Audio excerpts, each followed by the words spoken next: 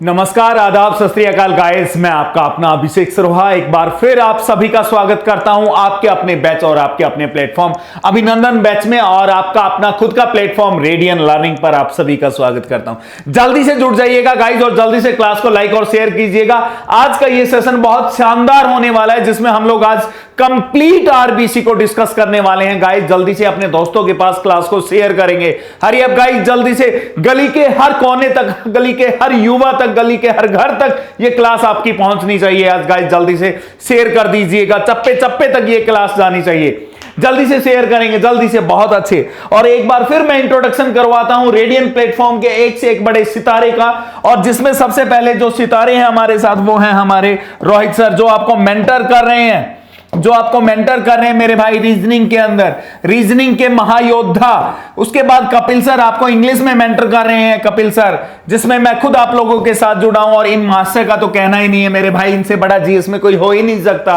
तो डेली आप लोग लाइव क्लास के लिए आएंगे हमारे साथ जुड़ेंगे। जो समय है हमारा शाम को 6 बजे से लेकर रात के 10 बजे तक। सपनों को करना है पूरा तो जुड़ना है रात को 6 बजे से रात को 10 बजे तक मेरे भाई। सपनों को यदि करना है तो पूरा जुड़ना है शाम को 6 बजे से लेकर रात के 10 बजे तक। तो गाइस जल्दी से जुड़िएगा, एक से एक बड़े महायोद्धा आपका इंतजार करते हैं, और इंतजार की घड़ी बहुत कठिन होती है। तो कठिन परिस्थितियों में हर कोई, आप लोग जो जूझ रहे हो आपकी सरकारी नौकरी के लिए, हम लोग मेहनत कर रहे हैं, ये आपका खुद का प्लेटफॉर्म है गाइस। तो जल्दी से आप लोग क्लास को लाइक और शेयर कर दीजिएगा, बहुत अच्छे। तो आज के सेशन की शुरुआत करते हैं। सर्कुलेटरी सिस्टम का पार्ट नंबर 8 आ चुका है, और इसमें हम लोग जो स्टडी कर रहे थे वो स्टडी क्या कर रहे थे गाइस? ब्लड की स्टडी कर रहे थे। सर्कुलेटरी सिस्टम का जो ऑर्गन है, कौन सा ऑर्गन है? आपका ब्लड। और इस ब्लड के अंदर हम लोग जो स्टडी कर रहे हैं वो क्या कर रहे हैं? कंपोजिशन ऑफ ब्लड की बात कर रहे हैं। किसकी बात कर रहे हैं मेरे भाई? कंपोजिशन ऑफ ब्लड की बात कर रहे हैं, रुधिर के घटक की बात कर रहे हैं। और जो आपका ये रुधिर के घटक है, इनको हम लोग ऑलरेडी पढ़ भी चुके हैं, मेरे भाई। बहुत बढ़िया। रुधिर के घटक। इसमें कंपोजिशन में हमने क्या देखा था? हमने देखा था कि जो आपके ब्लड की जो कंपोजिशन है वो 2 टाइप से है। एक में तो क्या था? आपका ब्लड प्लाज्मा था मेरे भाई। एक में क्या था? आपका ब्लड प्लाज्मा था, और दूसरे में क्या थे? आपके कॉर्पसल्स थे। दूसरे में कौन से थे? आपके कॉर्पसल्स थे। क्या थे मेरे भाई? कॉर्पसल्स थे। रुधिराणु, जिसे हिंदी में हम लोग क्या बोलते हैं? रुधिराणु। और ये कॉर्पसल्स किन चीजों से मिलकर बने थे? 3 चीजों से मिलकर बने थे यार। कितनी चीजों से? 3 चीजों से। कौन कौन था इसमें? आरबीसी था आपका, और कौन था आपका? डब्ल्यूबीसी था, और थर्ड कौन सा था आपका? प्लेटलेट्स थी। थर्ड कौन सा था? प्लेटलेट्स, जिसे हिंदी में आप लोग किस नाम से जानते हो? बिंबाणु के नाम से भी जानते हो। तो आज के इस सेशन में जो मैं आप लोगों के साथ डिस्कस करने वाला हूं, वो क्या डिस्कस करने वाला हूं गाइस? याद रखिएगा, वो मैं कंप्लीट आरबीसी को डिस्कस करने वाला हूं। आज मैं जो डिस्कस करने वाला हूं वो किसको डिस्कस करने वाला हूं? कंप्लीट आरबीसी को डिस्कस करने वाला हूं। तो आप लोगों के हाथों में पेन कॉपी खुल जाना चाहिए। आप लोगों के हाथों में पेन और कॉपी आपके आगे होनी चाहिए गाइस। एक एक पॉइंट इस क्लास का बहुत इंपॉर्टेंट होने वाला है, एग्जाम पॉइंट ऑफ व्यू से बहुत इंपॉर्टेंट होने वाला है। तो जल्दी से hurry up guys, hurry up. थोड़ा जल्दी करेंगे आप लोग, बहुत बढ़िया, बहुत अच्छे। तो गाइस करते हैं शुरुआत आज हम आरबीसी से। बिल्कुल आरबीसी को मैं आज कंप्लीट करने वाला हूं। बिल्कुल इसको बेसिक से लेकर एडवांस लेवल तक आपको लेकर जाऊंगा, जहां आपको प्री से लेकर मेंस तक के क्वेश्चन देखने को मिलेंगे। तो गाइस शुरुआत करते हैं आज के आरबीसी की। शुरुआत करते हैं हम लोग आज के आरबीसी की। बहुत अच्छे, लाजवाब।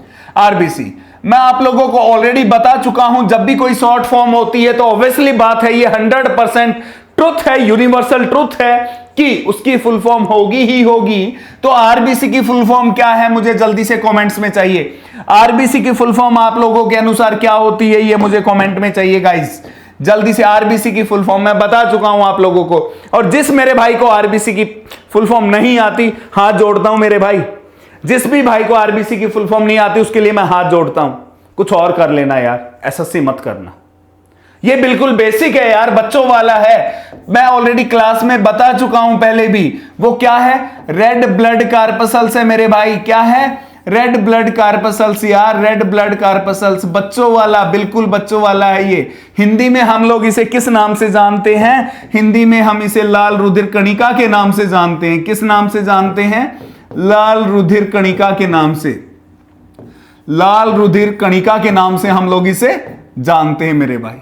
तो मैंने कहा था कि ब्लड कंपोजिशन का अपना अपना खुद का क्या होता है? साइंटिफिक नेम भी होता है, अपना अपना खुद का क्या होता है? वैज्ञानिक नाम भी होता है। तो हम देखेंगे जो आपका आरबीसी है इसका साइंटिफिक नेम क्या होगा, वैज्ञानिक नाम क्या होगा? साइंटिफिक नेम, साइंटिफिक नेम, इसका वैज्ञानिक नाम क्या होगा? जल्दी से बताइएगा, कमेंट रुकने नहीं चाहिए। ये चीजें मैं आपको ऑलरेडी बता चुका हूं मेरे भाई। इसका वैज्ञानिक नाम चाहिए मुझे, जल्दी से हरी अप, हरी अप। बिल्कुल इतना समय नहीं है कि आपका वेट किया जाए, जल्दी से कमेंट्स की बारिश होनी चाहिए, कमेंट्स की लगातार मूसलाधार बारिश होनी चाहिए। बहुत अच्छे। जो साइंटिफिक नेम है आपके आरबीसी का वो क्या होगा मेरे भाई? याद रखिएगा, एरिथ्रोसाइट्स होंगे। क्या होंगे? एरिथ्रोसाइट्स होगा। क्या होगा? एरिथ्रोसाइट्स। आरबीसी को वैज्ञानिक रूप से किस नाम से जाना जाता है? एरिथ्रोसाइट्स के नाम से जाना जाता है। किस नाम से जाना जाता है मेरे भाई? एरिथ्रोसाइट्स के नाम से जाना चाहिए। यह पॉइंट आपकी कॉपी में नोट हो जाना चाहिए, बिल्कुल। अब चलते हैं आगे। हिंदी और इंग्लिश में एरिथ्रोसाइट्स को एक जैसा ही कहा जाता है। बहुत अच्छे। अब बात करते हैं इसकी फॉर्मेशन कहां होगी। बात करते हैं आरबीसी की फॉर्मेशन की। आरबीसी का निर्माण कहां होगा? सबसे इंपॉर्टेंट पॉइंट आपके सामने आ चुका है। आरबीसी का निर्माण कहां होता है मानव शरीर में? जल्दी से आरबीसी का निर्माण बताएंगे आप लोग। आपके कमेंट्स नहीं आ रहे हैं, इसका मतलब मैं क्या समझूं? इसका मतलब मैं क्या समझूं? आपके कमेंट्स जो नहीं आ रहे हैं गाइस, जल्दी से। बहुत बढ़िया। यहां देखिएगा, आरबीसी की जो फॉर्मेशन की बात हो रही है, निर्माण की जो बात हो रही है, तो मैंने बताया था कि जो आरबीसी है ये किसका पार्ट होता है मेरे भाई? ये ब्लड का पार्ट होता है। किसका पार्ट होता है ये? याद रखिएगा, ब्लड का पार्ट होता है। बहुत अच्छे। किसका पार्ट होगा ये? ब्लड का पार्ट होता है, आपके रुधिर का पार्ट होता है। जो आरबीसी है वो किसका पार्ट है? रुधिर का पार्ट है। वेरी गुड, बहुत बढ़िया। तो देखो यार, जहां ब्लड की फॉर्मेशन होगी, ध्यान से सुनिएगा इस पॉइंट को, आरबीसी किसका पार्ट है? ब्लड का पार्ट है। तो जहां इस रुधिर की क्या हो रही होगी? फॉर्मेशन हो रही होगी, वहीं फॉर्मेशन किसकी नजर आएगी आपको? किसकी नजर आएगी? आरबीसी की। तो मैंने ब्लड की फॉर्मेशन आपको ऑलरेडी कहां बताया था? ब्लड मानव शरीर के किस अंग के अंदर बनता है? मैंने आपको बताया था मेरे भाई, ये अस्थि मज्जा में बनता है। किसके अंदर बनता है मेरे भाई? ये अस्थि मज्जा के अंदर बनता है। किसके अंदर बनता है? अस्थि मज्जा में बनता है वो। बहुत बढ़िया। अब बात आती है कि ये जो अस्थि मज्जा है ये कहां पाया जाता है? ये हमारे शरीर के किस कोने में पाया जाता है? तो याद रखिएगा, जो बोन मैरो है ये हमारे शरीर की लॉन्ग बोन्स में पाया जाता है। किस में पाया जाता है मेरे भाई? लॉन्ग बोन्स में पाया जाता है, लंबी हड्डियों में पाया जाता है। किसमें? लंबी हड्डियों में पाया जाता है। और जो मेरे भाई हिंदी मीडियम के वो बिल्कुल भी परेशान ना हो, बिल्कुल भी परेशान ना हो, क्योंकि ये इकलौता ऐसा प्लेटफॉर्म है, रेडियन लर्निंग प्लेटफॉर्म, जहां आपको सारी की सारी क्लासेस दोनों लैंग्वेजेस में मिल रही है। तो गाइस, जितना हो सकता है अपने दोस्तों तक पहुंचाइएगा। बहुत बढ़िया। तो बोन मैरो कहां मिलेगा? लॉन्ग बोन्स में मिलेगा। अब बात आती है लॉन्ग बोन्स के अंदर ये कैसा, किस शेप में पाया जाता है? तो ऑलरेडी मैं इसकी शेप डिफाइन कर चुका हूं कि ये बीच से तो क्या होता है? पतला होता है। बीच से क्या होगा? पतला होगा। नीचे से मोटा होगा और ऊपर से मोटा होगा। मतलब कि इसकी जो शेप होती है, जो शेप होती है बोन मैरो की, बोन मैरो की जो शेप होगी, क्या होगी? बोन मैरो की जो शेप होगी, जो आकार होगा बोन मैरो का, वो आकार कैसा होता है मेरे भाई? वो मैं ऑलरेडी डिस्कस कर चुका हूं कि ये डंबल शेप में होता है। किस में होता है? इसका जो आकार है वो डंबल शेप में होता है। कैसा होगा?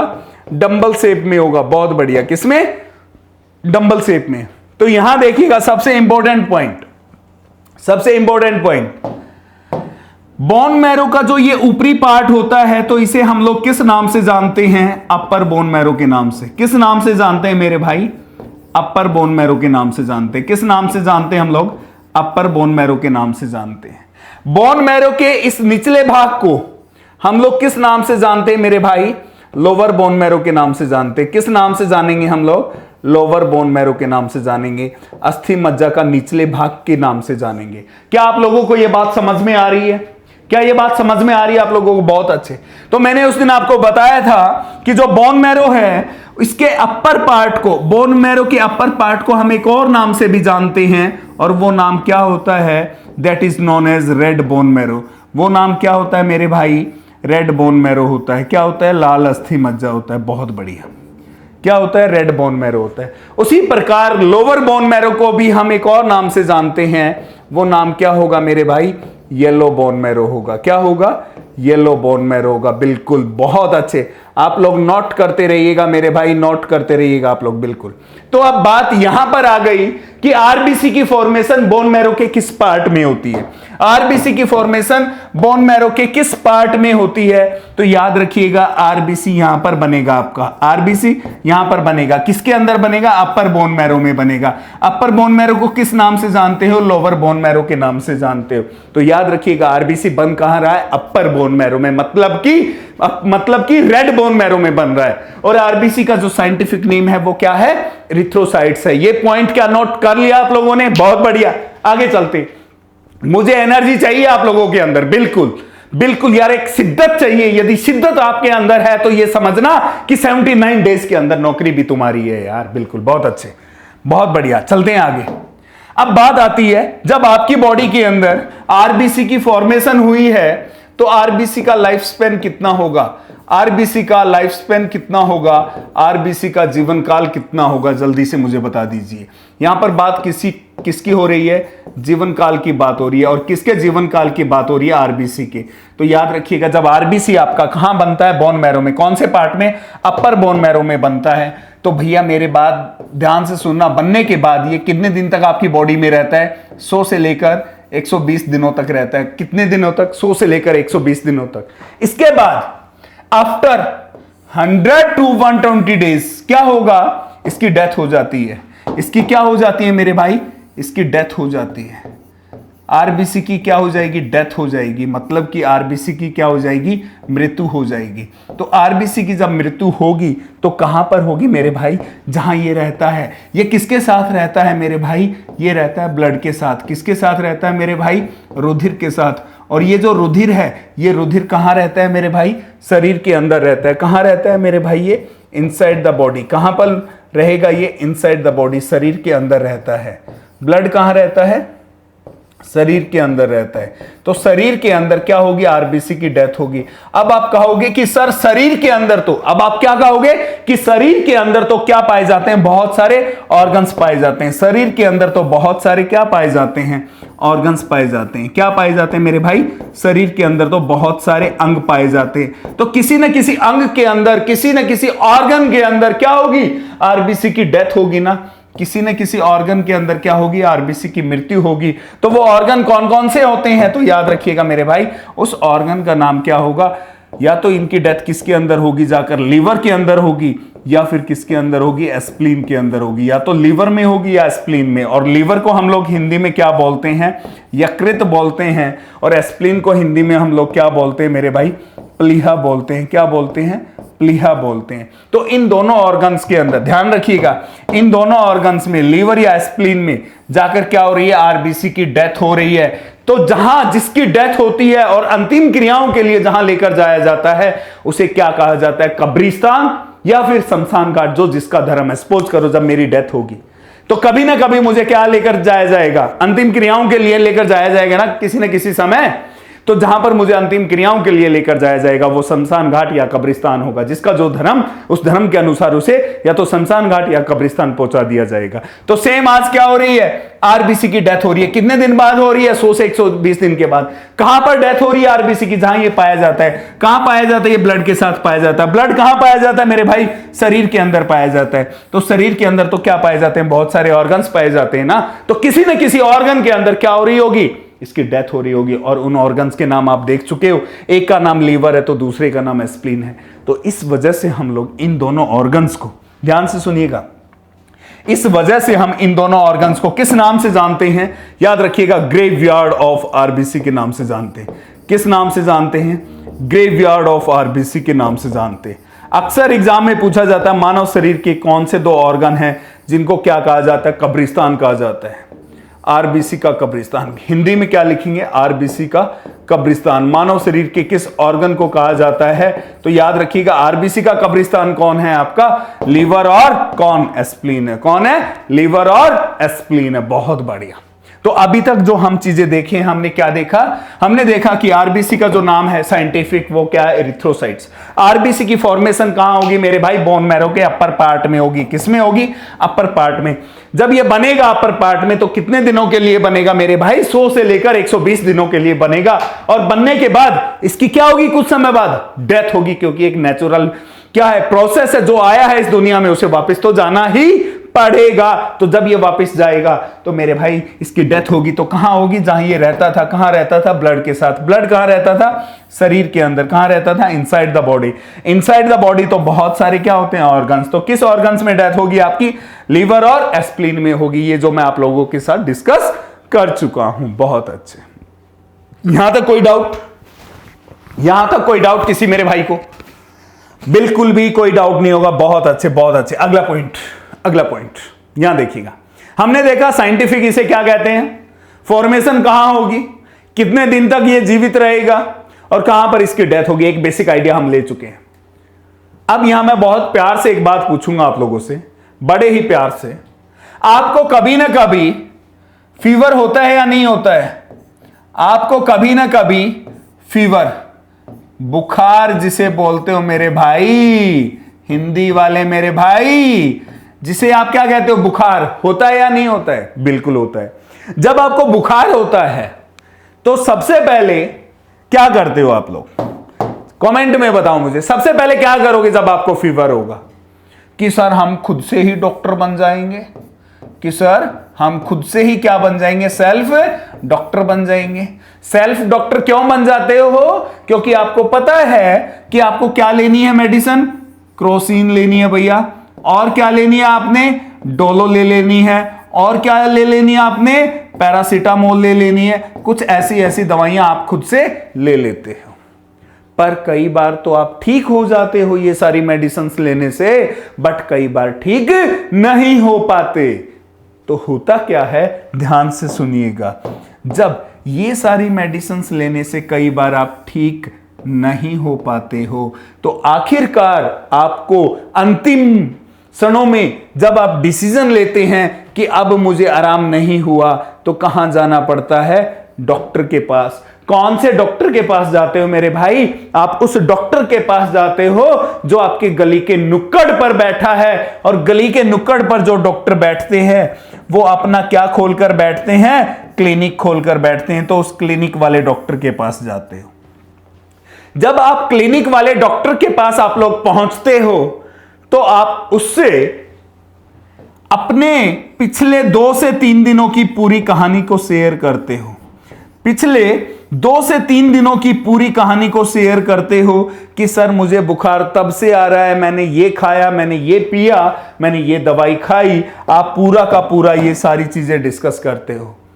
तो डॉक्टर पता है क्या करता है आपके साथ? ऐसे करता है। कैसे?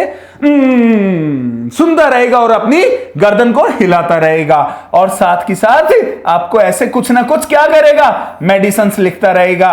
और लास्ट में कहेगा चलो बेटा ठीक है, आप ऐसा करना, ये 4 दिन तक दवाइयां खाना, आपको आराम हो जाएगा। ऐसा ही होता है ना।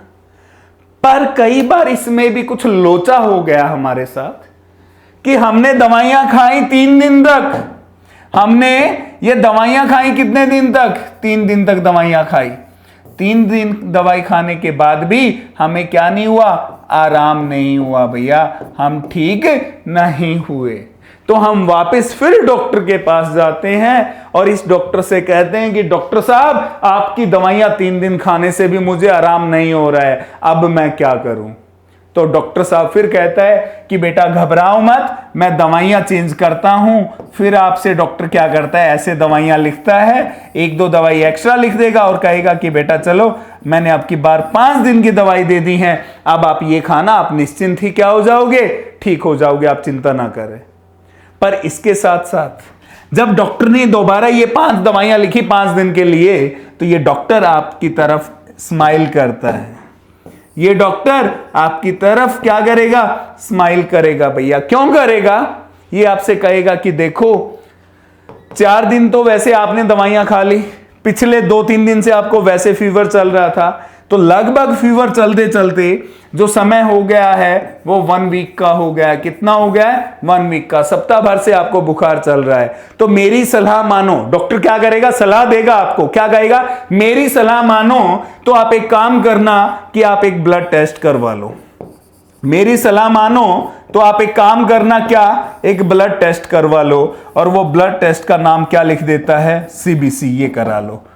और कहां से करा लो? बाजू वाले से। क्यों?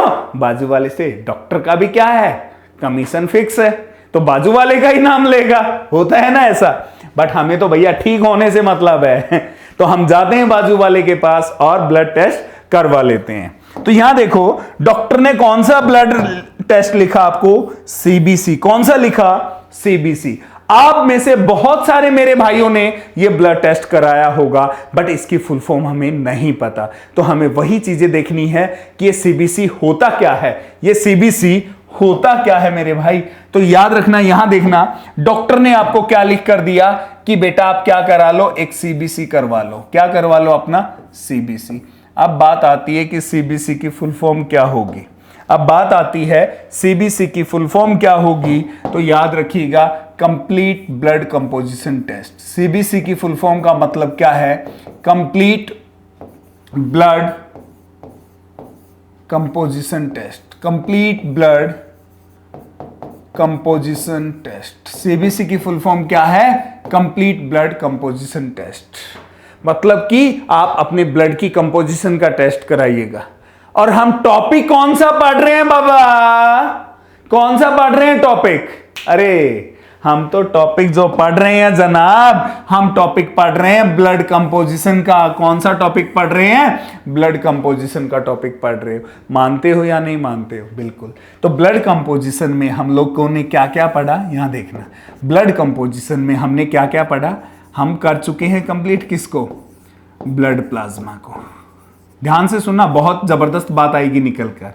और दूसरा पार्ट हम लोग क्या स्टडी कर रहे हैं? ब्लड कार्पसल्स को। हम किसको स्टडी कर रहे हैं? ब्लड कार्पसल्स को स्टडी कर रहे हैं। ब्लड कार्पसल्स को हिंदी में हम लोग किस नाम से जानते हैं? रुधिराणु के नाम से जानते हैं। और ये जो ब्लड कार्पसल्स हैं, ये 3 चीजों से मिलकर बना है। किन किन चीजों से मिलकर बना है? आरबीसी से मिलकर बना है। दूसरा किससे मिलकर बना है? डब्ल्यूबीसी से मिलकर बना है। और तीसरा किससे बना है मेरे भाई? प्लेटलेट से मिलकर बना है। किससे मिलकर बना है? प्लेटलेट से मिलकर बना है। तो एक चीज देखो, जब आप कभी भी ये वाला टेस्ट कराओगे, कौन सा? CBC, complete blood composition test, और जब इसकी रिपोर्ट आती है तो उस रिपोर्ट में क्या लिखा रहेगा? एक साइड आरबीसी लिखा रहेगा, डब्ल्यूबीसी लिखा रहेगा, प्लेटलेट्स लिखी रहेंगी, प्लाज्मा लिखा रहेगा, और इनके सामने कुछ संख्याएं लिखी रहती हैं। क्या लिखी रहती हैं? कुछ यहां पर संख्याएं, न्यूमेरिकल वैल्यूज लिखी रहती हैं। और यही न्यूमेरिकल वैल्यूज से, इन्हीं न्यूमेरिकल वैल्यूज से, इन्हीं संख्यात्मक संख्या से, इन्हीं संख्यात्मक मान से डॉक्टर आपको क्या करता है मेरे भाई? डिफाइन करता है कि जो ये संख्याएं जो आई हैं यहाँ पर XYZ, जितनी भी संख्याएं होती हैं, उनकी संख्याओं को देखकर ही आपको डॉक्टर डिफाइन करेगा कि आपको जो फीवर है वो फीवर किस टाइप का है। आपको कोई वायरल फीवर हुआ है, या फिर कोई बॉडी के अंदर इन्फेक्शन हुआ है, या फिर बॉडी के अंदर मलेरिया हो गया है, या फिर बॉडी के अंदर क्या हो गया है? टाइफाइड हो गया है। वो किससे पता लगेगा मेरे भाई? इन्हीं संख्याओं से। आरबीसी की, डब्ल्यूबीसी की, प्लेटलेट्स की, प्लाज्मा की, इनकी संख्याओं को देखकर बताता है।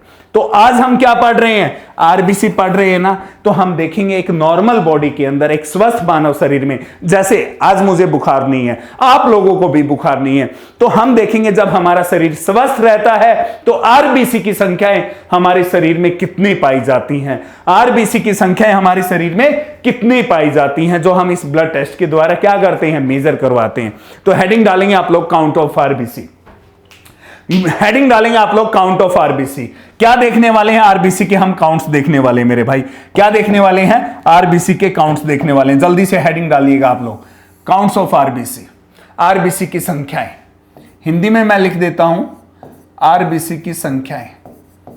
आरबीसी की संख्याएं। जल्दी से आप लोग हेडिंग डालिएगा। बहुत बढ़िया, लाजवाब यार, मजा आ गया, मजा आ गया, मजा आ गया, बहुत बढ़िया, क्या बात है, कमाल कर दिया आप लोगों ने यार। चलिएगा, हमने हेडिंग डाला आरबीसी की संख्या, काउंट्स ऑफ आरबीसी। सबसे पहले देखिएगा यहां पर, यहां देखिएगा, एक मेल में जो बिल्कुल नॉर्मल है, इस पुरुष के कोई बुखार नहीं है, बिल्कुल नॉर्मल बॉडी है, उन लोगों को कंसीडर कर रहे हैं हम लोग। एक मेल को, एक फीमेल और एक चाइल्ड, एक मेल, एक फीमेल और एक चाइल्ड, इनमें जो आरबीसी की संख्याएं होती हैं, इनमें जो आरबीसी की संख्याएं होती हैं, वो संख्या कितनी होती है, याद रखिएगा। पुरुषों के अंदर आरबीसी की संख्या 4.5 मिलियंस होती है, 4.5 मिलियंस होती है। एक नॉर्मल ह्यूमन बॉडी के अंदर आरबीसी कितने पाए जाते हैं एक पुरुष में? 4.5 मिलियंस। फीमेल्स के अंदर इनकी जो संख्या पाई जाती है, हल्का सा मेरे भाई, 4.5 नहीं होगा, ये कितना होगा? 5.5 होगा। कितना होगा? 5.5। महिलाओं के अंदर कितना होगा? 4.5। महिलाओं में 4.5 मिलियंस होते हैं। बच्चों के अंदर आरबीसी की जो संख्याएं होती हैं वो कितनी होती हैं? 6.5 मिलियंस होती हैं। कितनी होती है मेरे भाई? 6.5 मिलियंस होती है। अब जरा इस बात पे गौर करना, जरा इस बात पे गौर करना आप लोग, ये जो संख्याएं आई हैं, ये संख्या एक मेल की, एक फीमेल की, एक चाइल्ड की, ये जो संख्याएं आई हैं, इन काउंट्स को, इन काउंट्स को, इन संख्याओं को, इन संख्याओं को क्या किया है मेरे भाई? हमने मेजर किया है। क्या किया गया है? हमने मेजर किया है, मापा गया है इनको। क्या किया? मेजर किया, मापा गया। जब इनको मेजर किया गया, मापा गया, तो हमने किसी न किसी इंस्ट्रूमेंट की कोई ना कोई हेल्प तो ली होगी ना। हम लोगों ने किसी न किसी यंत्र की सहायता से इनको मापा गया होगा ना। किसी न किसी यंत्र की सहायता से आरबीसी की इन संख्याओं को मापा गया होगा। तो उस इंस्ट्रूमेंट का, उस यंत्र का नाम आपसे एग्जामिनर काफी बार पेपर में पूछता है। आपसे पूछता है कि आरबीसी की संख्याओं को, जो पुरुषों में, महिलाओं में और बच्चों में जो ये दी गई है, इन संख्याओं को किस यंत्र के द्वारा मापा जाता है, उस यंत्र का नाम बताइएगा। तो मेरे भाई याद रखिएगा, उस यंत्र का जो नाम होगा, उस यंत्र का जो नाम होगा, वो नाम क्या होगा? याद रखिएगा, that is known as haemocytometer. क्या होगा मेरे भाई? हीमोसाइटोमीटर। क्या होगा? हीमोसाइटोमीटर। हिंदी में कैसे लिखेंगे मेरे भाई? हीमोसाइटोमीटर।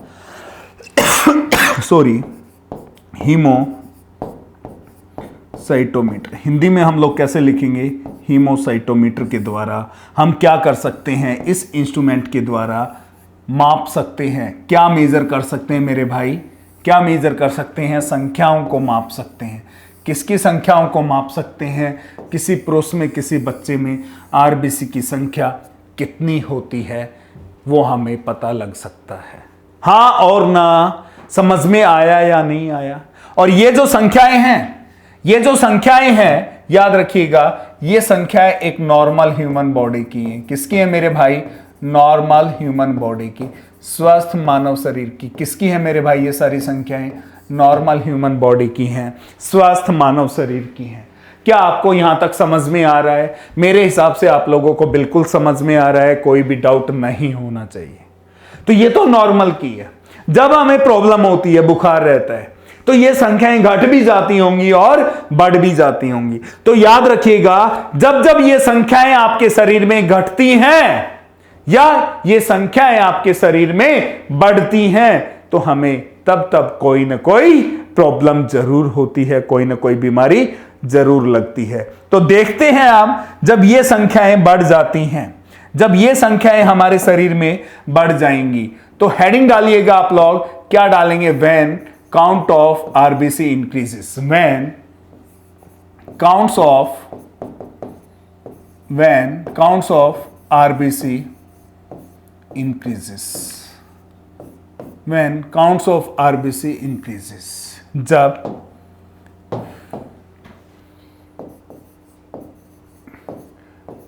आरबीसी की संख्या बढ़ने से, आरबीसी की संख्या बढ़ने से क्या होगा रे बाबा? यहां देखना, एक मेल में, यहां देखिए ध्यान से, एक मेल में, पुरुष में, एक महिला में और एक बच्चे के अंदर जब आरबीसी की संख्याएं बढ़ जाएंगी, कितनी हो जाएंगी?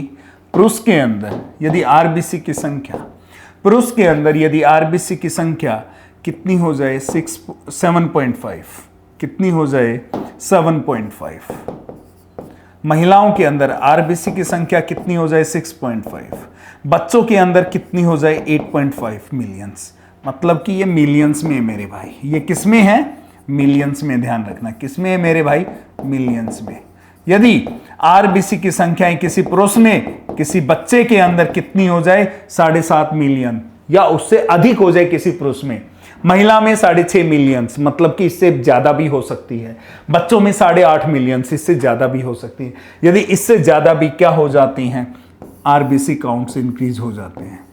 आरबीसी काउंट्स इतने हो जाते हैं, आरबीसी की संख्याएं इतनी हो जाती हैं, तो हमें यहां पर एक बीमारी हो जाएगी। यहां पर क्या हो जाएगी? एक बीमारी हो जाएगी मेरे भाई, याद रखिएगा। यहां पर क्या होगी? आपको एक बीमारी होगी, और यहां पर जो आपको बीमारी होगी, और इस बीमारी का जो नाम है, इस बीमारी का जो नाम है वो नाम क्या है मेरे भाई? इस बीमारी का जो नाम है वो नाम है पॉलीसाइटोथीमिया। इस बीमारी का जो नाम होगा वो क्या नाम होगा? पॉलीसाइटोथीमिया। इस बीमारी का जो नाम होगा वो नाम क्या होगा? पॉलीसाइटोथीमिया। आपसे पूछा जाता है पॉलीसाइटोथीमिया नामक बीमारी, नोट करेंगे ये पॉइंट, आपसे पूछा जाएगा पॉलीसाइटोथीमिया नामक बीमारी आरबीसी की संख्या बढ़ने से होती है, घटने से होती है, या कितनी होने से होती है? तो याद रखिएगा, ये जो बीमारी है पॉलीसाइटोथीमिया बीमारी, आरबीसी की संख्याएं जो होती हैं इंक्रीज होने से होती हैं, बढ़ने से होती हैं। कितनी हो जाएंगी? जब पुरुषों के अंदर, महिलाओं के अंदर और बच्चों के अंदर जब यदि इतनी संख्याएं हो जाएंगी या इससे ज्यादा हो जाएगी, तो आपको ये बीमारी 101% हो जाएगी। 101% ये बीमारी क्या है? हो जाएगी आप लोगों को। कोई दिक्कत समस्या? मुझे नहीं लगता आप लोगों को यहां तक कोई भी दिक्कत समस्या होगी। बिल्कुल भी मुझे ऐसा नहीं लग रहा कि आप लोगों को यहां तक कोई भी दिक्कत समस्या होने वाली है। बिल्कुल भी मुझे ऐसा प्रतीत नहीं हो रहा है। बिल्कुल, बहुत बढ़िया। चलें साहब आगे। अब बात करेंगे जब आरबीसी के काउंट्स डिक्रीज होंगे, कम होंगे, तो हमें कौन सी बीमारी हो जाएंगी। तो हेडिंग डालिएगा, when count of RBC decreases. Heading डालेंगे आप लोग same, when count of RBC decreases, when counts of RBC decreases, counts of RBC decreases, RBC की संख्या घटने से, RBC की संख्या घटने से, RBC की संख्या, RBC की संख्या घटने से। तो याद रखिएगा, एक मेल में, एक फीमेल में और एक चाइल्ड के अंदर यदि आरबीसी की संख्याएं, यदि आरबीसी की संख्याएं एक मेल में, एक फीमेल में और एक चाइल्ड के अंदर कितनी हो जाए? याद रखिएगा 3.5 मिलियंस, 2.5 मिलियंस और 4.5 मिलियंस, ये आरबीसी के काउंट्स इससे कम भी हो जाते हैं। यदि इस संख्या से और भी कम हो जाते हैं, तो कम होने से, क्या होने से? कम होने से, मतलब कि डिक्रीज होने से। क्या? डिक्रीज होने से। भैया एक एक पॉइंट को मेंशन कर रहा हूं आप लोगों के लिए, एक एक पॉइंट को मेंशन कर रहा हूं मैं आप लोगों को। डिक्रीज होने से आपको फिर दोबारा से यहां पर एक बीमारी हो जाएगी, आपको फिर दोबारा से यहां पर एक बीमारी हो जाएगी, और यहां जो बीमारी होगी और उस बीमारी का जो नाम होगा, यहां जो बीमारी होगी और उस बीमारी का जो नाम होगा, वो नाम क्या होगा मेरे भाई? याद रखिएगा, साइटोपिनिया, उस बीमारी का नाम क्या होगा मेरे भाई? पॉलीसाइटोपिनिया। आपसे पूछा जाता है पॉलीसाइटोपिनिया नामक बीमारी कब होती है, तो याद रखिएगा पॉलीसाइटो नामक बीमारी आपके शरीर में कब होती है? जब आरबीसी की संख्याएं घट जाती है। कितनी होने से? मेल, फीमेल और चाइल्ड के अंदर जब ये संख्याएं इतनी हो जाएंगी या इससे भी ज़्यादा क्या हो जाएंगी? कम हो जाने से, आरबीसी के काउंट्स इनसे भी कम हो जाने से आपको एक बीमारी होगी, और उस बीमारी का नाम क्या होगा मेरे भाई? याद रखिएगा पॉलीसाइटोपिनिया होगा। क्या होगा? पॉलीसाइटोपिनिया होगा। यहां तक कोई दिक्कत?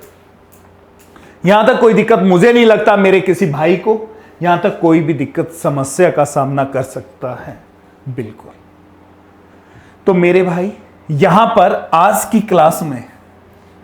की क्लास में जो हमारा आरबीसी है वो क्या हो गया है? कंप्लीट हो गया है। आज की क्लास में हमारा क्या हो चुका है? आरबीसी कंप्लीट हो चुका है। इससे पहले मैं आप लोगों को कंप्लीट क्या करवा चुका हूं? ब्लड प्लाज्मा कंप्लीट करवा चुका हूं। क्या करवा चुका हूं? ब्लड प्लाज्मा को भी मैं आपको कंप्लीट करवा चुका हूं। तो अब जो मेरी नेक्स्ट क्लास आएगी, नेक्स्ट सेशन में लेकर आऊंगा कल। नेक्स्ट सेशन के अंदर जो मेरा कल का जो सेशन रहेगा, इस सेशन के अंदर मैं आप लोगों से जो डिस्कस करूंगा वो किसके बारे में डिस्कस करूंगा? WBC।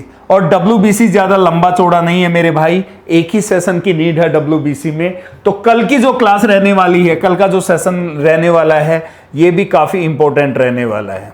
कल का सेशन भी काफी इंपॉर्टेंट रहने वाला है, जिसमें हम लोग डिस्कस करेंगे किसके बारे में? WBC में। और ये सारे के सारे ब्लड प्लाज्मा, आरबीसी, WBC, फिर नेक्स्ट डे मैं लेकर आऊंगा ब्लड प्लेटलेट्स। ये सारे के सारे क्या है? हमारी कंपोजिशंस हैं। ये सारी की सारी क्या है मेरे भाई? ये कंपोजिशंस हैं। किसकी कंपोजिशन है? ये हमारे ब्लड की कंपोजिशन है। किसकी कंपोजिशन है मेरे भाई? ये सारी की सारी हमारे ब्लड की कंपोजिशन है। तो इन सारी कंपोजिशंस के साथ मैं आप लोगों से मुलाकात करूंगा अब नेक्स्ट क्लास में। तो जितनी भी चीजें रहेंगी, और एक चीज और मैं बता दूं, इन टॉपिक से जितने भी आपके PYQs हैं, प्रीवियस ईयर क्वेश्चंस, वो प्रीवियस ईयर क्वेश्चंस मैं साथ की साथ करवा रहा हूं। और ये प्रीवियस ईयर क्वेश्चंस की जो PDF रहेगी, ये PDF आपको हमारे टेलीग्राम चैनल पर भी अवेलेबल मिलेगी। और हमारे टेलीग्राम चैनल का जो डिस्क्रिप्शन आपको दिया हुआ है, वो हमारे इस वीडियो के डिस्क्रिप्शन में मिलेगा टेलीग्राम।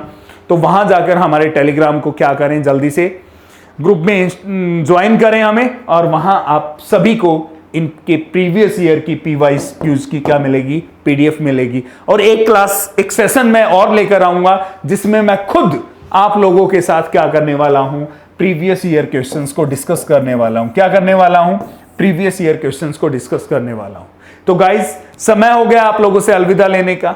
अब मैं आप लोगों से अलविदा ले रहा हूं, और मैं मुलाकात करने वाला हूं अगले सेशन में। तब तक नमस्कार, आदाब, सत श्री अकाल। Thank you guys, thank you so much, love you all. अपने घर पर रहिएगा, सुरक्षित रहिएगा। गर्मी का समय काफी बढ़ता जा रहा है, तो आप लोग बेफजूली में बाहर ना घूमें, क्योंकि पेपर भी बहुत नजदीक है, और पेपर के लिए आपको पढ़ना पड़ेगा। और पढ़ हम तभी सकते हैं जब हमारा शरीर स्वस्थ होगा। यदि शरीर स्वस्थ नहीं है तो हम अच्छे से नहीं पढ़ पाएंगे। तो मेरी रिक्वेस्ट है सभी SSC CGL 2023 के स्टूडेंट से, गाइज आप ज्यादा बाहर गर्मी में ना घूमें। आप घर पे बैठकर आप अपने प्लेटफॉर्म पर आइएगा। डेली आपको हम जुड़ रहे हैं आप लोगों के साथ, शाम को 6 बजे से लेकर रात के 10 बजे तक।